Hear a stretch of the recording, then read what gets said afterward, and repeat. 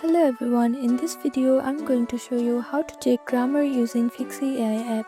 First, make sure that you have downloaded Fixy AI app on your phone. Now click on the search bar and type in Fixy. Tap on it to open this app.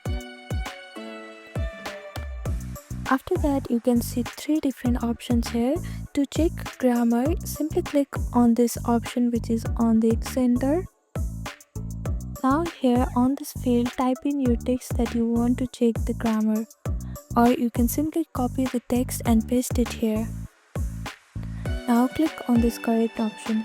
If you scroll down a little bit, you can see the corrected version here, and this app will also generate the explanation about any errors on your text. So this is how you can check grammar using Fixy AI app.